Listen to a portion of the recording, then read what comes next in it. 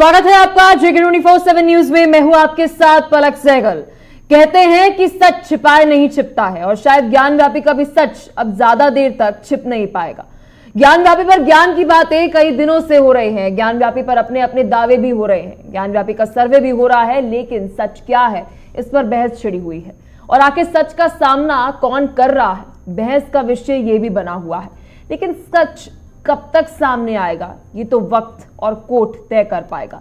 लेकिन आज मुद्दे की बात में जेके 24/7 न्यूज आपको बताएगा कि सर्वे में क्या सच सामने आ सकता है और मुस्लिम और हिंदू पक्ष अब आगे क्या करने जा रहे हैं, क्योंकि सर्वे अभी भी जारी है और सर्वे में मुस्लिम पक्ष भी शामिल है। अभी तक मुस्लिम पक्ष को कोर्ट से निराशा ही हाथ लगी है, लेकिन क्या एएसआई के सर्वे से मुस्लिम पक्ष को कोई आशा या उम्मीद मिल पाएगी, ये एक बड़ा सवाल खड़ा हो जाता है। आज इन्हीं सवालों के ऊपर जवाब मांगने की कोशिश हमारी तरफ से रहेगी, लेकिन इस बीच एक ब्रेकिंग न्यूज सामने आ रही है। ज्ञानव्यापी से जुड़ी ये बड़ी खबर है, जहां पर ज्ञानव्यापी पर एएसआई का सर्वे जारी है। सर्वे में मुस्लिम पक्ष भी शामिल है। ये बड़ी जानकारी आपको दे दे, क्योंकि जिला कोर्ट के बाद हाई कोर्ट और फिर सुप्रीम कोर्ट, सभी कोर्टों ने ये बात कह दी है कि एएसआई का सर्वे तो होना जरूरी है। क्योंकि इससे पहले जब हम बात कर रहे हैं राम जन्मभूमि की, अयोध्या के अंदर भी एएसआई सर्वे 5 बार किया गया तो जाकर कोर्ट कोई फैसला ले पाई। इस बीच बड़ा सवाल यह है कि क्यों ज्ञानव्यापी का सर्वे ना हो। अगर सत्य सामने आएगा तो सभी के लिए अच्छा है ना। लेकिन इस बीच कल भी सर्वे हुआ, आज भी सर्वे है। कुछ आने वाले समय के अंदर सभी आस लगाए बैठे हैं कि सत्य सबके सामने आएगा, दूध का दूध और पानी का पानी जल्द हो जाएगा। लेकिन इस बीच आपको बता दें कि एएसआई की 61 सदस्यों की टीम इस वक्त एएसआई सर्वे कर रही है और इस पूरे सर्वे के अंदर साफ हो जाएगा कि आखिर वहां पर कब मस्जिद थी, कब मंदिर था। क्योंकि कई सारे सवाल हैं, कहने वाले तो कुछ भी कहेंगे, लेकिन जब तक जांच पड़ताल नहीं होगी तब तक किसी भी चीज पर आना मुमकिन नहीं है। इस बीच कई सारे सवाल खड़े हो जाते हैं। एक नजर सवालों पर डालेंगे और उसके बाद इन सवालों के जवाब हमारी तरफ से जानने की कोशिश रहेगी। सबसे बड़ा सवाल तो यही है, ज्ञानव्यापी पर मतभेद क्यों है। सर्वे हो जाएगा तो सबके लिए सही रहेगा ना। इस बीच ज्ञानव्यापी पर इतिहास क्या कहता है, क्योंकि जब ये बात कही जा रही है कि हमें गलत इतिहास पढ़ाया गया है और साथ ही इतिहास को तोड़ा मरोड़ा गया है, तो क्या सच में हमें गलत इतिहास पढ़ाया गया है और सत्य है क्या? क्या ज्ञानव्यापी पहले मंदिर था? इस वक्त सीएम योगी आदित्यनाथ कह रहे हैं आप इसे मस्जिद नहीं ज्ञानव्यापी कहिए। सबसे जरूरी बात यह है, मुस्लिम पक्ष सर्वे से क्यों नाराज है? इतना खफा होना केवल और केवल एक सर्वे से ये कहीं सारी चीजें दर्शाता है। मुस्लिम पक्ष को सर्वे से क्या कोई उम्मीद नहीं है? क्योंकि लगातार मुस्लिम पक्ष की तरफ से सर्वे पर एतराज तो जरूर है। अब ये एतराज क्यों है, इकरार क्यों नहीं है, ये सवाल इस वक्त खड़े हो जाते हैं। क्योंकि ज्ञानव्यापी सर्वे होगा तो सत्य देश के सामने होगा और सच्चाई का सामना करना हर किसी के लिए जरूरी है। इस बीच ज्ञानव्यापी सर्वे से जुड़ी अब तक की बड़ी अपडेट ये है कि एएसआई की टीम सर्वे कर रही है। जिला अदालत से लेकर सुप्रीम कोर्ट इस सर्वे का पूरा सपोर्ट कर रही है, क्योंकि जब तक आप एक बार सोचिए कि सर्वे नहीं होगा तब तक सत्य सामने आना मुमकिन नहीं है। और इस वक्त हिंदू पक्ष के पास सबूत नहीं है पेश करने के लिए, तो इसलिए हिंदू पक्ष चाहता है कि बेहतर तरीके से इस पूरे मामले पर सुनवाई हो जब एएसआई सर्वे हो जाए। लेकिन एक तरफ ये तो हो गया सरकार और हिंदू पक्ष, अब आ जाते हैं मुस्लिम पक्ष के पास। मुस्लिम पक्ष के अंदर इस वक्त आत्मविश्वास का अभाव नजर आ रहा है, क्योंकि मुस्लिम पक्ष शायद चाहता ही नहीं है कि एएसआई सर्वे हो।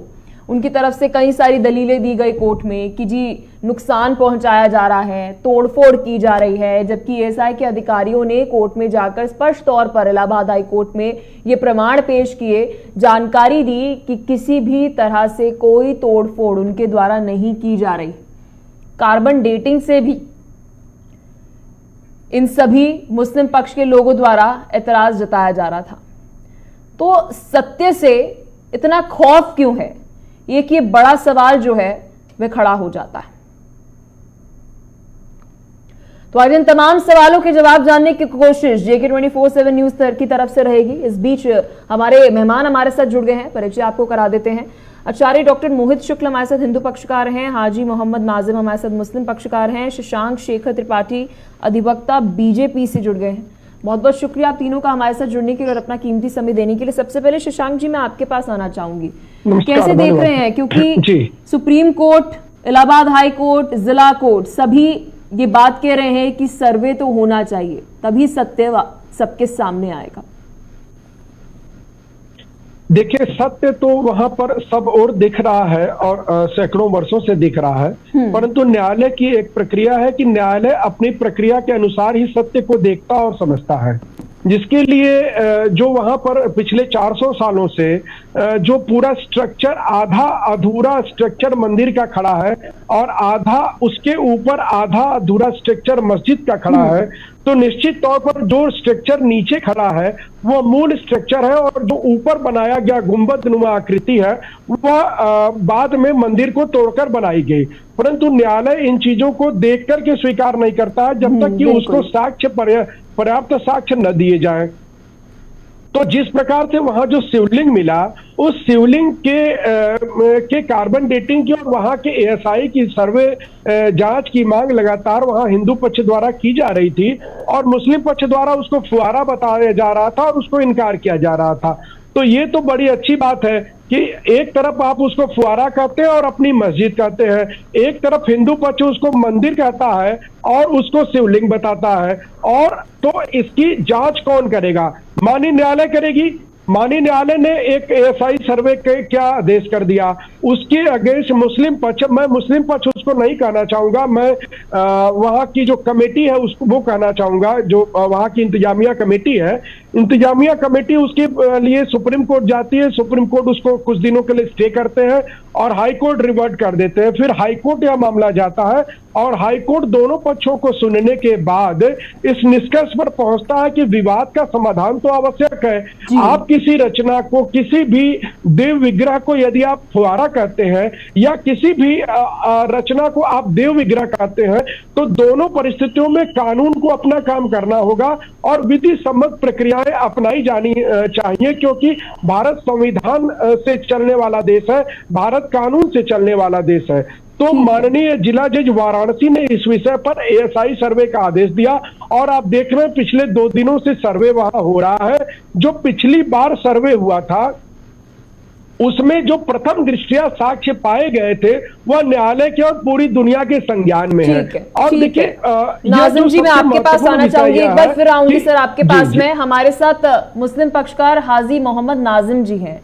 नाजिम जी, क्या कहीं मुस्लिम पक्ष को ये खौफ तो नहीं है, ये डर तो नहीं है, क्योंकि अयोध्या के अंदर भी 5 बार एएसआई सर्वे हुआ था और उस एएसआई सर्वे के अंदर हिंदू पक्ष या फिर कहीं जितने भी हिंदू पक्ष की तरफ से एक केस जो है वो ठोस बनते हुए नजर आया। नाजिम जी, आपको यही चीज का डर सता रहा है कि कहीं एक बार फिर से इतिहास दोहराया ना जाए, क्योंकि एएसआई सर्वे होगा और एएसआई सर्वे के बाद आपका केस जो है वो मजबूत नहीं रहेगा। जी नाजिम जी, चाहता हूँ कि तरीके से एएसआई का सर्वे हो रहा ने दलील रखी थी सबसे पहले। हालांकि मैं वो बताना चाहता हूँ कि मेरा मुस्लिम पक्ष जो वो बार बार इसी बात को कह रहा था कि हमारी बातें नहीं सुनी जा रही, हमारी बातों को इग्नोर करा जा रहा। सुप्रीम कोर्ट भी नहीं सुन रहा। नहीं, देखिए सुनिए, मैं बात कहना चाहता हूँ, देखिए सुप्रीम कोर्ट का हम सम्मान करते हैं। सुप्रीम कोर्ट ने जो फैसला दिया उसका हमने स्वागत किया। और देखिए, हालांकि मैं सबसे पहली बात ये कहता हूँ कि मुस्लिम पक्ष बार बार ये कह रहा था कि हम उसी बात को लेकर वो हाई कोर्ट पे गए, हाई कोर्ट के बाद सुप्रीम कोर्ट पे गए। अब सुप्रीम कोर्ट ने जब जजमेंट में ये कहा कि सर्वे हो जाना चाहिए, सर्वे करवाइए आप, तो मुस्लिम पक्ष एग्री हो गया। हालांकि मैं ये कहना चाहता हूँ कि जब बाबरी मस्जिद का जजमेंट आ रहा था तो यही मुस्लिम पक्ष था, यही मुस्लिम समाज था जो ये कह रहा था कि सुप्रीम कोर्ट का जो भी फैसला आएगा उसका हम भली भांति स्वागत करेंगे, और मुसलमानों ने उस फैसले का स्वागत किया। लेकिन कुछ लोग ऐसे थे, तो फिर सुप्रीम कोर्ट के फैसले को आप स्वीकार नहीं करेंगे तो क्या करेंगे, पहले आप ये बता दीजिए। आपको सच्चाई स्वीकार चाहिए थी अभी तक। आपका कहना यह है कि जब वो ऑर्डर आएगा तो मैं स्वीकार करूंगा, मतलब सुप्रीम कोर्ट से भी ऊपर कोई कोर्ट है क्या? आपको जब इस मंदिर को तोड़कर मस्जिद गया था, उस समय आप, मुझे लगता है, इस्लामिक धर्म को मानने वाले नहीं रहे होंगे। आपको तलवारों के दम पर इस्लामिक आक्रांताओं ने हिंदू को मुसलमान बनाया और मंदिरों को तोड़ करके मस्जिद बनाया, और फिर आप कहते हैं कि सुप्रीम कोर्ट के आदेश को स्वीकार करेंगे। नहीं तो फिर नहीं करेंगे तो क्या करेंगे आप बताइए।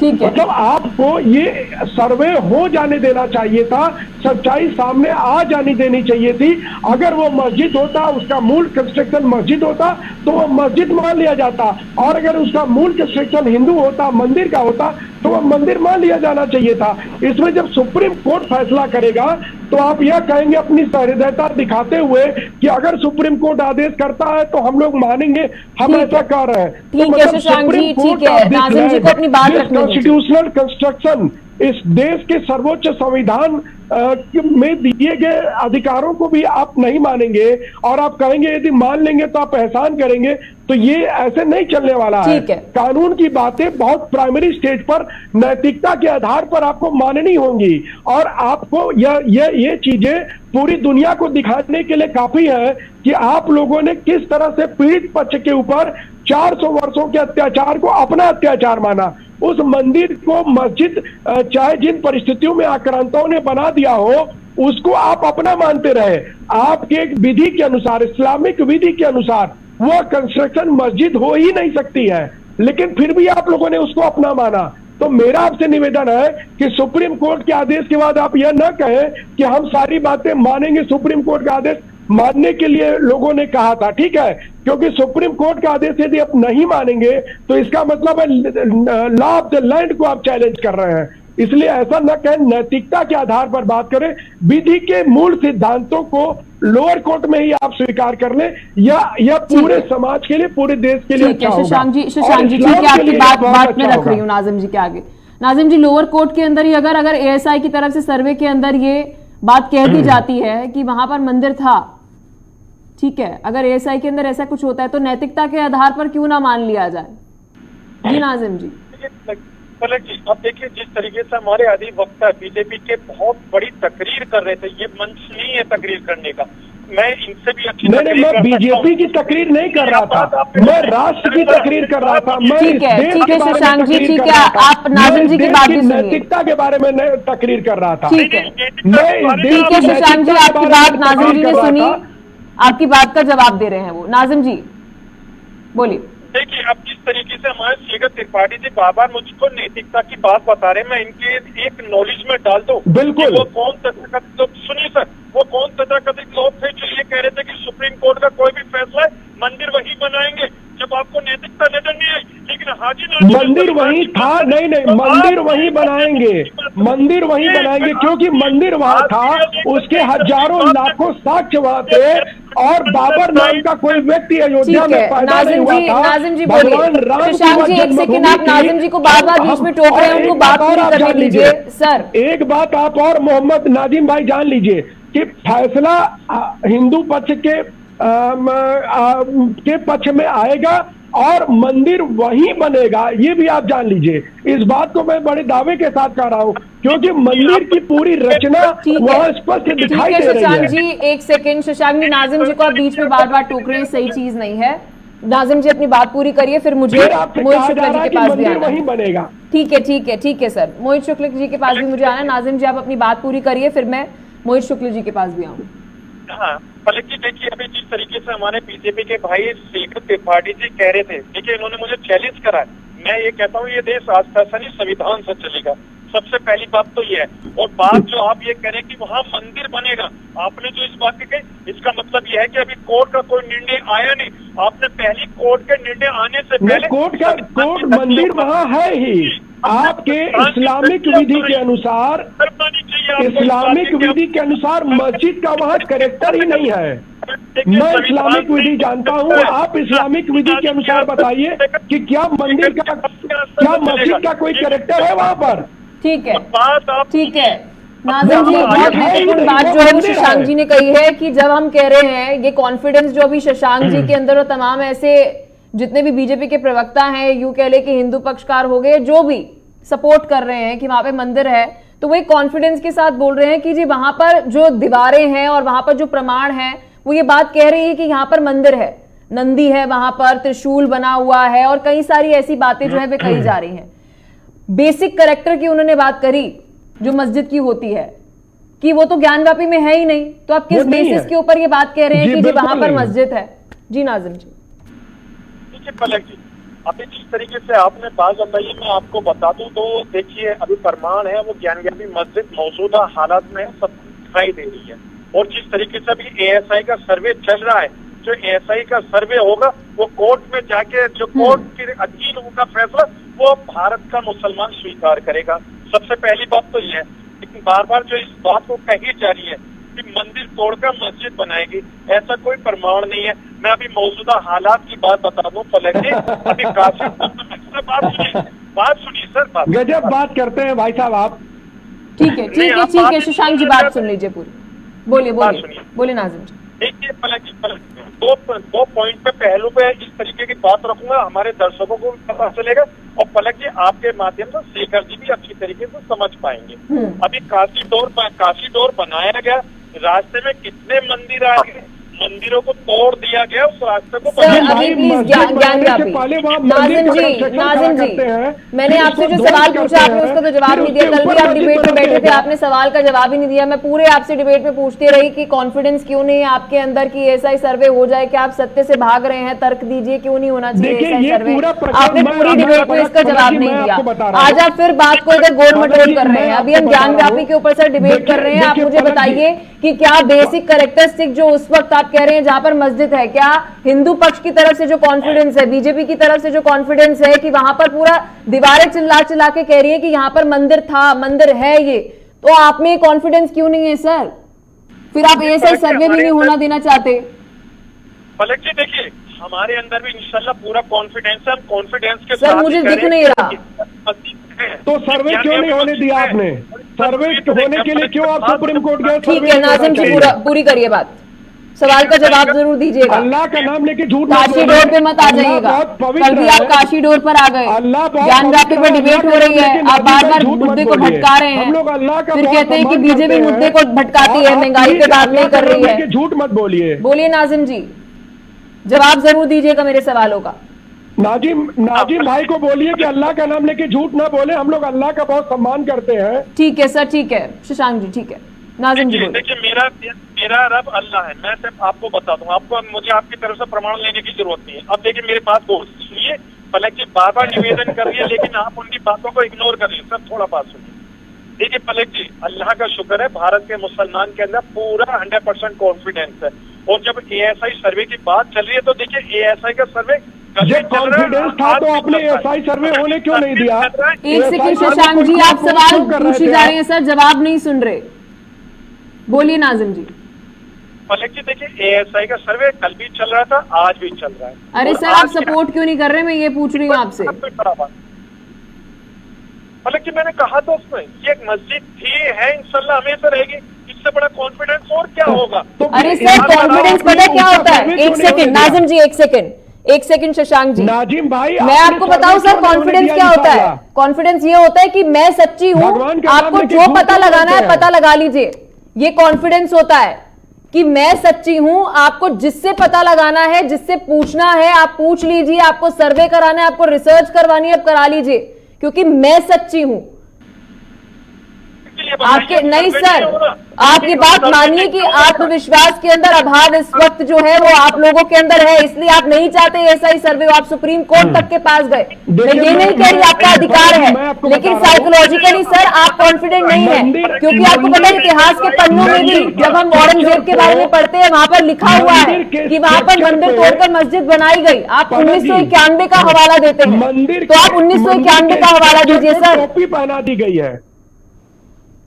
हाजी मोहम्मद नाजिम भाई, आप हज करके आए हैं, आपको पता है, हम लोग अंदर से भी उसको देखे हैं, वो मंदिर के कंस्ट्रक्शन को ऊपर से टोपी पहना दी गई है, समझ रहे हैं कि नहीं? अंदर अभी वो मंदिर का जो गुम्बद है वो है और ऊपर से उसको टोपी पहना करके उसको मस्जिद। मोहित शुक्ल जी, डॉक्टर मोहित शुक्ल जी, मैं आपके पास आना चाहूंगी। काफी समय जो है वो मैंने नाजिम जी को दिया और त्रिपाठी जी को भी दिया। मुझे लगता है कैसे देख रहे हैं सर मोहित शुक्ल जी? क्या इस वक्त ये समय की मांग है कि देश को सत्य पता चल जाए कि हमें गलत इतिहास जो है वह पढ़ाया गया है, हम भ्रमित हैं? देश को नहीं, पूरी दुनिया को जी। पता चल जाए, पूरी जी दुनिया मोहित को पता शुक्ल जी, चलना चाहिए। मोहित शुक्ल जी। पहले इसका इतिहास जान लीजिए। ज्ञानवापी शब्द, पहला तो ज्ञान शब्द ही से पता चल रहा है कि ये संस्कृत का शब्द है ज्ञान, और जो जिया और इया से बना है, अरबी फारसी का शब्द नहीं है। तो ज्ञानवापी शब्द जो है मंदिर का तो हो सकता, मस्जिद का हो ही नहीं सकता। दूसरी बात ये है कि जो अभी मुस्लिम पक्षकार नाजिम जी कह रहे हैं कि भाई इतिहास में ये नहीं कहा गया है, इसका प्रमाण नहीं है, तो मैं बार बार इनसे प्रमाण दे रहा हूँ कि मासेरे आलम जो ग्रंथ है जो कि औरंगजेब ने लिखवाया था, बिल्कुल एक फतवा जारी किया गया कि जिसमें कहा गया कि हिंदू मंदिरों को तोड़ दिया जाए, और उसमें 1669 में 1669 में जो है ये ज्ञानवापी मंदिर जो था उसको तोड़कर यहाँ पर जो है मस्जिद का निर्माण किया गया, और ये बीकानेर से फतवा जारी हुआ।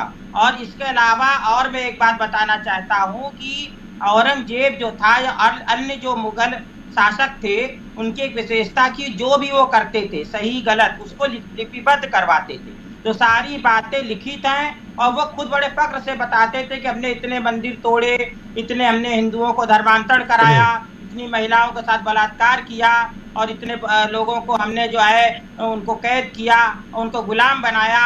तो ये सारी बातें फक्त कहते थे, और उनको लगता था कि ऐसा करके जो है हम बहुत अच्छा काम कर रहे हैं। तो ये सारी बातें औरंगजेब जो था ना वो सही मायने से इस्लाम के अनुसार चल रहा था, ना वो अन्य धर्मों का सम्मान करता था, वो एक आतंकी टाइप का व्यक्ति था, और उसने अपने पिता को भी कैद कर लिया। बल्कि इस्लाम में ऐसा नहीं कहा गया कि अपने पिता कैद करो, और उसने अपने भाइयों को भी मार दिया। और तो इस प्रकार से सभी हमारे जो मुस्लिम भाई हैं उनको इस बात को समझना चाहिए कि औरंगजेब जो था वो इस्लाम को मानता ही नहीं था, बल्कि इन्हें उसको इस्लाम से बहिष्कृत मानना चाहिए, और करना चाहिए कि वो एक आतंकी टाइप का व्यक्ति था जो अपने भाइयों का नहीं हुआ, अपने पिता का नहीं हुआ, वो किसका सगा होगा। और ऐसे व्यक्ति नाजिम जी क्या कहना चाहेंगे? क्या इस वक्त एक भूल जो है वह की जा रही है, क्योंकि इतिहास के अंदर किसी एक व्यक्ति के द्वारा एक चीज की गई जो गलत थी, कोई भी कह सकता है ये बात, आप उसका साथ दे रहे हैं,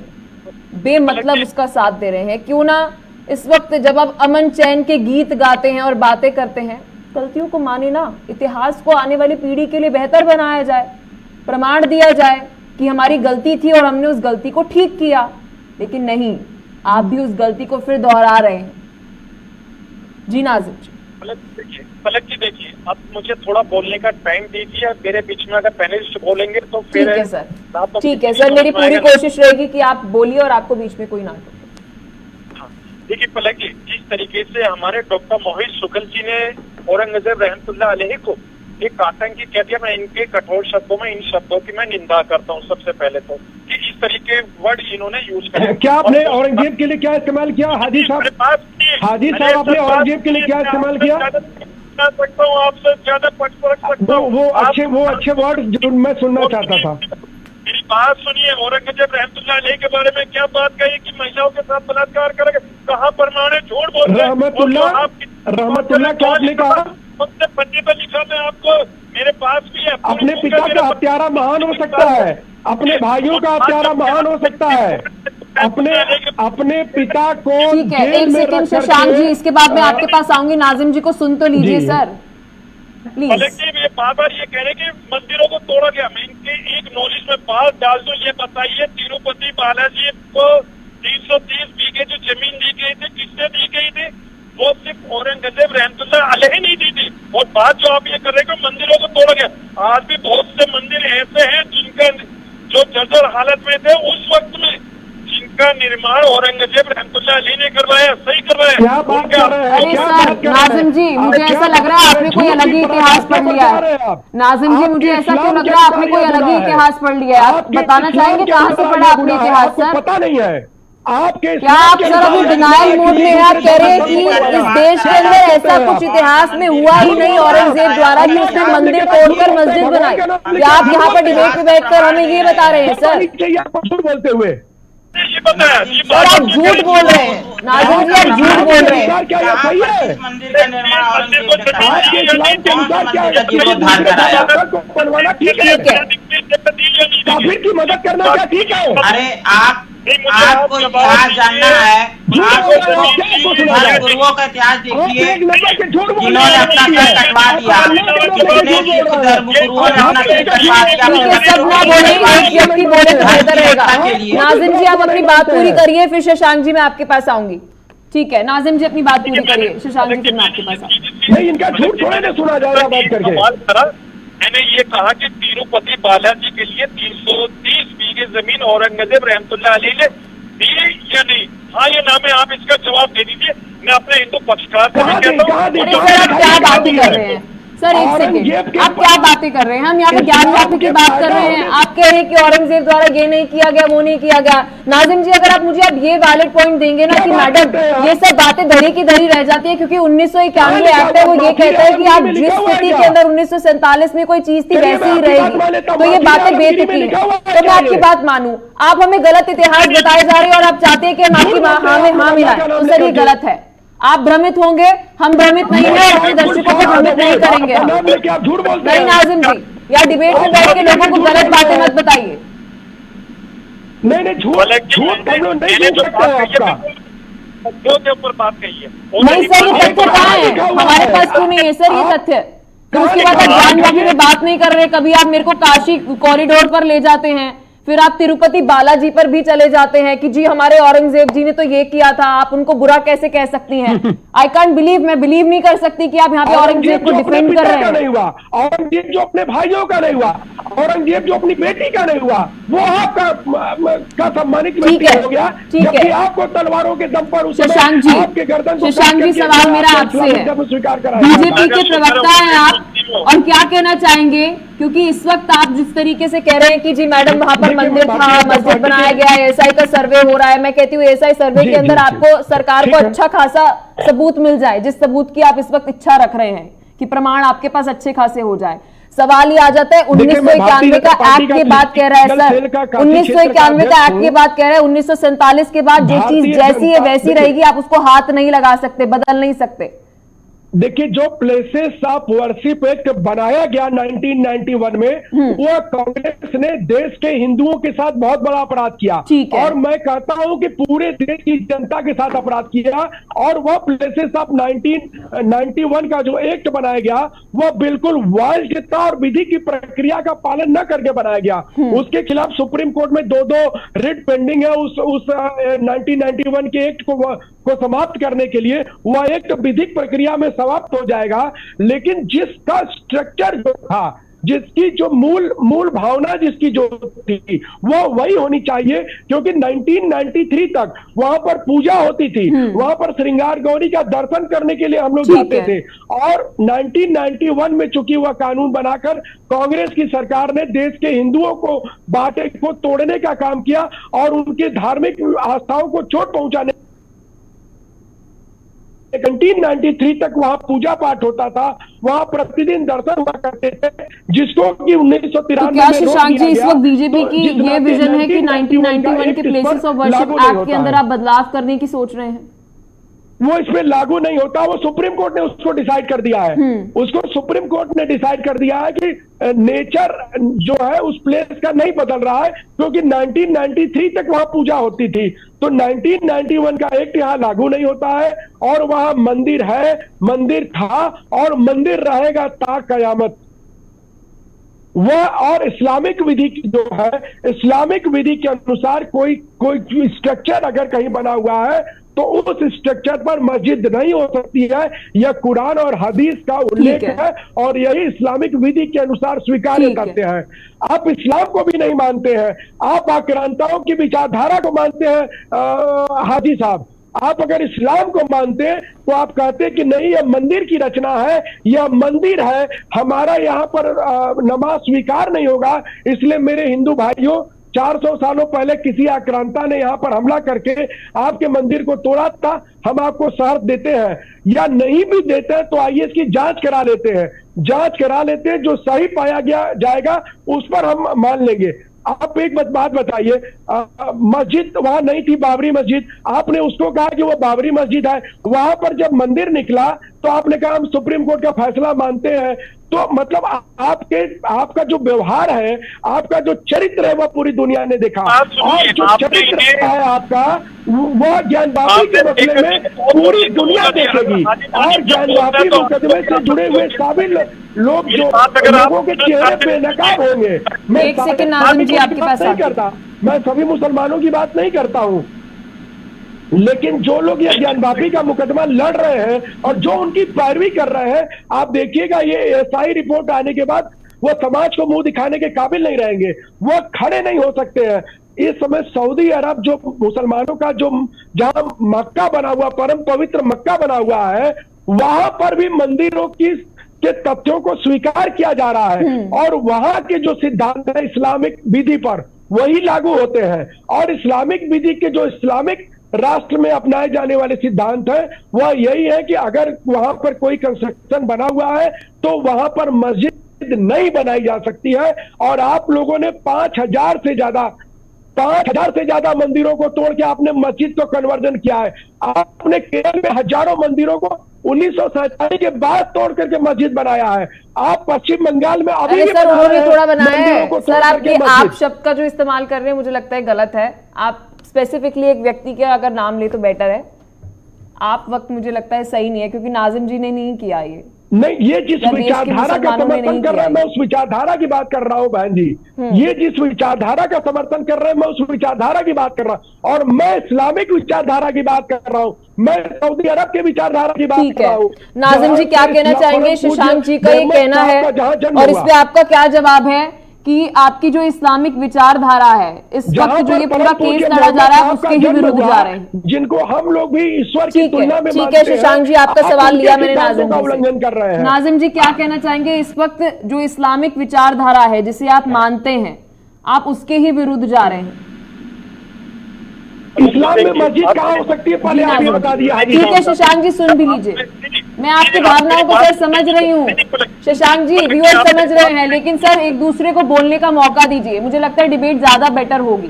बोलिए नाज़िम। तो मैं ये कहना चाहता हूँ, आप मुझे सुनना ही नहीं चाहते, क्योंकि मैं जब भी बात रखना चाहता हूँ तभी हमारे भाजपा के जो अधिवक्ता है वो बीच में बात कर देते।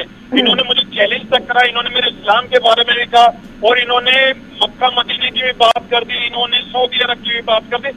मैं इनको एक बात बता दूं कि आप इधर उधर न जाए, मुद्दे पे हैं और आपका मुझे प्रमाण लेने की जरूरत नहीं है कि आपको मैं बताऊं कि हाँ मैं मुस्लिम हूँ। मुझे जरूरत नहीं है आपकी, अल्लाह का शुक्र है मुझे भारत की नागरिकता मिली हुई है, मैं यहीं का पैदाइश हूँ और मेरा रिलीजन मेरा इस्लाम है, मुझे आपके बताने की जरूरत नहीं है। अब रही बात पलक जी, देखिए बार बार जो बात आ रही है ज्ञानव्यापी मस्जिद की और मेरे इस्लाम की, मेरे इस्लाम के अंदर भली भांति बताया गया है जिसका जो इस्लाम मेरा ये कहता है कि अमन सुकून का पैगाम देता। अब बात जब आती है इबादत की, तो मैं इबादत की आपको बताऊं कि ये जगह जो थी, एक ज्ञानव्यापी जो बार बार कह रहे थे ना कि ज्ञानव्यापी मस्जिद का नाम नहीं होता, मैं इन्हें बताऊं ज्ञानव्यापी मस्जिद का नाम नहीं है। वहाँ जो ज्ञानव्यापी था एक तालाब था, यानी ज्ञान का कुआं, तालाब के बारे में बताते हैं बार बार, तो ज्ञान का एक कुआं जो हमारे मोहित जी कह रहे थे। मैं आपको बता दूं मस्जिद का नाम आलमगीर मस्जिद है, तो आलमगीर मस्जिद के नाम से उसको जाना जाता था। लेकिन जब उसका नाम ज्ञानव्यापी जो बताते हैं एक एरिया की वजह से मस्जिद को ज्ञानव्यापी की एक पहचान दी गई। अब ये बताइए 1810 का जिक्र करूंगा मैं अब जब बात आती है ना तो 1810 की बात करूंगा मैं। हमारे हिंदू पक्ष जाता है ब्रिटिश हुकूमत के पास में, कहता है कि हमें इजाजत दी जाए मंदिर में पूजा करने की। ब्रिटिश हुकूमत चाहती थी कि भारत के अंदर हिंदू मुस्लिम के आपस में झगड़े हो, फसाद हो, तो उन्होंने कहा कि आप कर लीजिए। 1810 का जिक्र कर रहा हूं मैं। तो वहां पर उन्होंने परमिशन दी गई। तो उस परमिशन का जो आज माहौल पता चल रहा है वो देखिए कि मस्जिद को भी मंदिर बताया जा रहा है। तो मैं बार बार इसी बात को कह रहा हूँ पलक जी, अभी ASI का सर्वे चल रहा है, जो भी ASI की रिपोर्ट होगी वो अपनी अदालत में पेश करेंगे। अदालत का जो निर्णय आएगा, ASI का सर्वे भी आ जाएगा तो आप तो यही बात कह रहे हैं ना कि ASI का सर्वे भी नहीं मानेंगे हम, तो भाई सुप्रीम कोर्ट के पास ही जाएंगे, वहां पर जो बात कही जाएगी वही मानेंगे हम। नैतिकता तो फिर सर नहीं है ना आपके से, तो फिर डंडे के साथ काम करवाना पड़ रहा है। तथ्य नहीं जानते हैं, जी नाज़िम जी, तोड़ मरोड़ के पेश करते हैं। आप इस्लामिक विधि नहीं जानते हैं, आप उसको भी तोड़ मरोड़ के पेश आप करते हैं। जानते हैं तो इसका मतलब आप इस्लाम को मानते हैं सर। आप जब इस्लाम के बारे में इतनी बातें जाने तो आपको शेखर जो नाम हटा देना चाहिए। इसका मतलब आप तो कन्वर्टेड हो गए। मैं जानता हूं, एक सेकेंड मैं जानता हूं सर, आपके बारे में। एक सेकेंड सर, नाज़िम जी यहाँ पर इस तरीके के कमेंट में डिबेट में मत करिएगा। अगर किसी ने कुरान पढ़ी है और उसको इस्लाम के बारे में नॉलेज है तो आप उसको ये नहीं कह सकते कि आप तो कन्वर्टेड हो गए। प्लीज सर, नहीं, एक सेकेंड सर, मेरी डिबेट में ये सब बातें मत बोलिएगा। जब आपको यहाँ पर बोलने का मौका दिया जा रहा है और अगर किसी व्यक्ति ने कुरान पढ़ी है, उसको इस्लाम के बारे में ज्ञान है, तो आप उसको ये मत कहिए कि भाई आप तो हिंदू नहीं है, आप तो कन्वर्टेड हो गए हैं। क्या कहने का मतलब है आपका सर? इस तरीके की टिप्पणी मेरी डिबेट में तो मत करिएगा सर। मुझे नहीं पता आप दूसरे चैनल पर इस तरीके की बातें कहते होंगे। नहीं सर, किसी ने भगवत गीता पढ़ ली तो क्या वो कन्वर्टेड हो गया, हिंदू धर्म हो गया उसका, सनातनी हो गया वो? नहीं नाज़िम जी, अपनी गरिमा के पार मत जाइए, हदों में रहिए अपनी सर। मेरी डिबेट में ये सब चीजें मत बोलिएगा। कि मैं कुछ नहीं बोल रहा, जो भी माफी मांगिए सर। आप कैसे बोल सकते हैं उन्हें कि आपको तो इस्लाम के बारे में इतना ज्ञान है, आप तो कन्वर्टेड हो गए? नहीं सर, आप कहना क्या चाहते हैं? इस्लाम को नहीं मानते, ये बताइए। मुझे कह रहे कि आप इस्लाम को नहीं मानते, ये आप नहीं सर, आपने एक व्यक्ति के धर्म की आलोचना करी है और वो जिस धर्म को मानता है उसकी ऊपर टिप्पणी करी है सर आपने। आपको माफी मांगनी चाहिए इस वक्त त्रिपाठी जी से कि महज और महज अगर उन्हें, एक सेकंड सर, अगर उन्हें कुरान की और इस्लाम की ज्ञान है, अगर उन्हें पढ़ा है, तो मतलब जी आप तो हिंदू नहीं है जी, आप तो कन्वर्टेड हो गए। कैसी मानसिकता है ये सर? कैसी मानसिकता है? अगर आपके धर्म के अंदर कोई भगवत गीता पढ़ लेता है या बाइबल पढ़ लेता है तो क्या वो कन्वर्टेड हो जाता है? आपके धर्म में ऐसा होता होगा सर, सनातनी ऐसे नहीं होते। जी त्रिपाठी जी बोलिए।